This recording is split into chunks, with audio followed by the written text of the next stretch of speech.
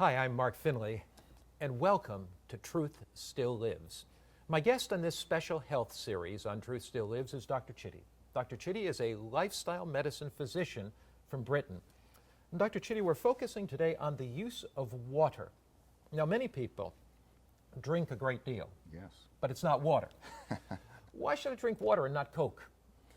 Well, let me explain something. Do you like swimming? Sure. Okay. Now, have you ever swam in a pool full of honey? No, I couldn't, I don't think. I don't think so. It'd be quite difficult because it'd be really using a lot of energy to get through. Well, that's a bit like what happens to your blood. It gets thick if you don't have a lot of water. Now, if it's that thick, your body then has to pump that blood all round the body. And it takes more effort. Your blood pressure has to rise. If you dilute that swimming pool back to water, it then becomes easy again. So if you drink more water, your blood pressure is able to come down because you don't need quite as much effort to push it around. That's one of the reasons why water is so good. It dilutes the blood, lowers your blood pressure, and actually stops the blood cells sticking together. That's wonderful. Now, what about, though, if I don't kind of like the taste? Water is kind of insipid taste. Yeah. What if I substitute things like Fanta orange soda, or Coca-Cola, or Pepsi, or 7-Up? Can I substitute that for my liquid? Well, I would look at the animal kingdom. I don't see the gorillas and the animals taking Fanta, Coca-Cola, tea and coffee. They seem to get by just on water. But your point is well made. Some people don't like the taste of water. Put a little lemon in it, put a little lime in it. Natural lime, natural lemon, that's absolutely perfect for you. What are some of the liabilities of soft drinks, though? Oh, soft drinks. One of the biggest problems is that they have so much sugar, especially that high fructose corn syrup. That actually can destroy your liver. In fact, your liver can look just like you've been drinking loads of alcohol or something like that. But also it makes you put on so much weight. It's one of the biggest causes of obesity in the Western world today. So avoid it, don't go anywhere near it, and especially don't go near the artificially sweetened drinks. They're even worse. They make you put on weight and also cause all sorts of other problems. How do I know if I'm getting enough water every day? Best way to tell is to look at how you pee. If your pee is nice and clear, it's fine. If it looks like Lucozade, you need to drink more water.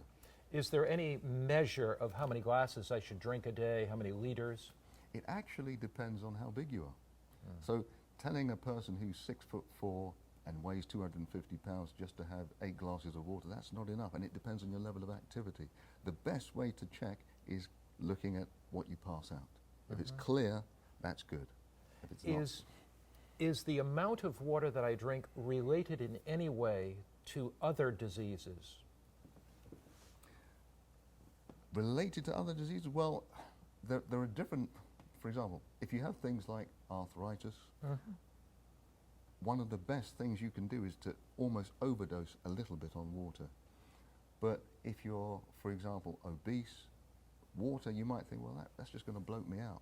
Actually, what it's doing is stopping you from feeling hungry. So there's lots of ways that water can help to treat you. What about water treatments, hydrotherapy, for example? Okay, so these are wonderful in actually relaxing us and helping us to release those wonderful endorphins and make us feel good. So people who have chronic pain, for example, you can have hydrotherapy with physiotherapy to improve the flexibility of your joints. It's wonderful. If you can find a good place, I'd go for it. Often in my life, when I'm under a lot of stress, I've been lecturing all day, teaching my students, haven't had much of a break, certainly tried to get my exercise, but when I come home at night, I love to lay in a warm bath. And there's nothing for me more relaxing than just before I go to bed at night, lying in a not too hot, not too cold, but about a tepid bath, and just lying there with a book in my hands. Now I know that I'm relaxed when I start falling asleep in the bathtub and dropping the book in the water and having to rescue it.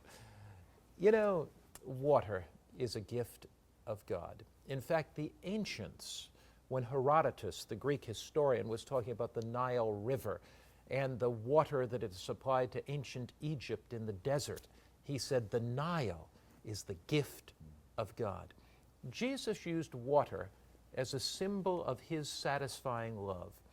You remember the experience when Christ met with the woman at the well, the Samaritan woman. And as he met with her, this woman had stumbled across Christ. There was great needs in her life. She had multiple relationships. Men were using her body as a plaything. She was not respected by these men. She was treated as an object. And deep within her heart, there was this longing for something more, this longing to be loved, this longing to be cared for, this longing for emotional satisfaction. And Jesus makes this a marvelous statement after he has asked this woman for a drink of water. In John chapter 4, verse 13 and 14, Jesus says, Jesus answered and said to her, "Whoever drinks of this water will thirst again." That's the water at the well of Samaria. "And whoever drinks of the water that I shall give him will never thirst. But the water that I shall give him will become a fountain of water springing up into everlasting life." Jesus said, if you want real satisfaction, madam, you've been looking for it in relationships. You've been looking for it in the different men that you've been with. But if you want real satisfaction, if you want real meaning, drink of the water that I can give you, the water of eternal life. Water represents the life-giving grace of God. Coming to Jesus, we're really satisfied. Doc, soda beverages don't satisfy us. No. Sweetened drinks don't satisfy us. It's only that cool draft of water that satisfies. Absolutely. And you know, it's so amazing how people look for satisfaction physically from artificial sweetened drinks rather than the drink God gave, water. And that's kind of a parallel to what happens in our own lives. Often, we look for satisfaction where satisfaction does not exist. We look for meaning where meaning does not exist. We look for purpose where purpose does not exist. Here's your tip today. Take a good walk. Take some deep breaths. Drink plenty of water, refreshing, cool water. And remember, Jesus satisfies the thirst of the soul as no other. This is Mark Finley with Truth Still Lives. Very good.